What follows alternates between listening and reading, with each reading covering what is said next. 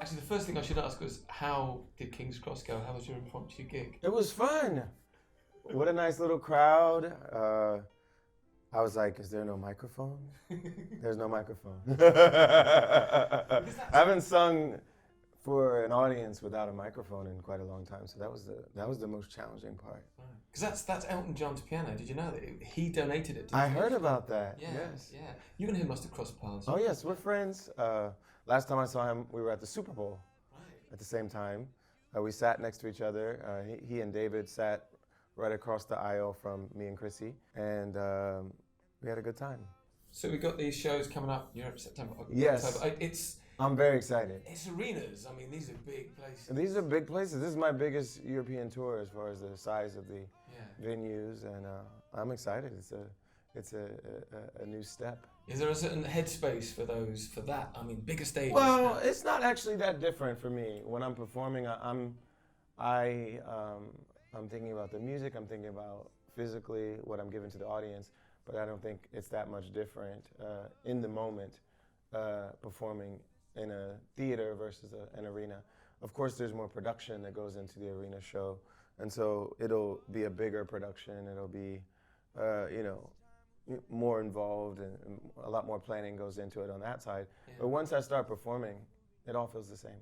Tell me a bit about that pre-gig moment, because I think you could be playing the same set every night, but it's going to be different every night. And there's the moment before you come on and the audience knows something's going to happen. Every city's different, every hotel is different, every venue's different. So some of those things might affect your mood, might affect just how you feel that day. But I do the same things before each show. I warm up my voice. I eat the same meal. It's chicken and vegetables. Very, very boring meal. Drink the same tea. Spray the same spray in my throat. I do all the same things, and I guess it's not really superstition, but I've just found what works for me, and I just do it every time and get mentally and physically ready to perform. And I don't really drink much on tour. I try to stay pretty clean and healthy and get as much rest as possible, and try to give people the best show I can.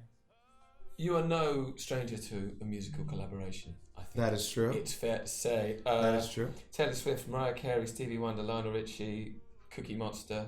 Actually, in fact, before we get Hoots the Owl. I mean, really, was that the one for you? That was fun. I just did a new one for Sesame Street with the whole group of Muppets, and that was a lot of fun. Yeah, that hasn't aired yet though. Is it? I mean, that must be just such a joy. Oh, it's going to be so much fun when my daughter, who's about to turn 1 in a couple weeks, when she's able to realize what's going on. I think it'll be fun to see her watch her father on Sesame Street. So when you are working with these astonishing people, aside from the Cookie Monster, who is, I mean, the biggest star. Yeah. Working with Stevie Wonder, is there? How do you keep it together, I guess is the question. Well, we're friends now. I mean, when I first met him, I was a little nervous to meet him. That was back in 2005. So it's been a long time, and we've developed a pretty close friendship. He was at our wedding. He sang at our wedding. I've sung at performances with him at his concerts. I've done lots of things with him. I've been to his house. He's been to my house. So, I'm not nervous around him, put it that way. But I'm still in awe of his career and awe of his artistry and all of the songs that he's written over his career, and he's still my favorite artist of all time. Yeah. What did he sing at your wedding? I mean, that's. He sang a song called "Ribbon in the Sky," which is kind of a good wedding anthem, and I had covered that song when I was a kid in high school. Oh, that's so sweet. And it was pretty cool because he just went up there impromptu. I didn't, ask him to do it. I didn't. Hire him to do it. He was just there, and he was there as a friend. And after I performed a couple songs for my wife, he went up and did a song, and it was pretty cool. So anybody else that's engaged at your wedding would be like, "That's it, my wedding. It's going to be useless now." It's hard to top Stevie Wonder singing at a wedding. Yeah. What do you think makes for a good collaboration? What do you look for? Is it like open-mindedness? Well, I think you have to be open-minded. You have to be humble on some level. I mean, all artists have an ego, and all artists, like to be the center of attention, but I think when you collaborate with someone, there's a back and forth and a humility that's required. That means you have to kind of subsume your own ego and allow yourself to be open to other ideas and open to letting other people shine. Are you a good collaborator? Do you enjoy that process? I do enjoy it, yeah. I also enjoy being solo and being the center of attention too. But it's fun to collaborate. I think the cool thing about collaborating is that something new comes from it. Because, you know, when you're in your own creative zone, you can get stuck in a rut. Is it also a question of like, I can put myself, maybe with this new record, I'll put myself somewhere that I feel maybe a bit uncomfortable? Yeah, I did that with my new album, with Darkness and Light. I worked with a new producer named Blake Mills. I worked with some musicians I had never worked with before. And I allowed myself to do something different, to challenge myself. And it wasn't that it was uncomfortable, but it was a different working environment for me. And it worked out. I think we made our best album to date. And I'm glad that I pushed myself to do something different. Yeah. Have you been, is in the back of your head you're thinking, for these dates, you know, on this tour, you're thinking maybe it'd be nice to get some certain people on stage with you? Well, we have some guests that are on my album. It'd be nice to have them drop in every once in a while. So we have Chance the Rapper, we have Brittany Howard from Alabama Shakes, Miguel. So I would love to have them stop in and perform if they're around.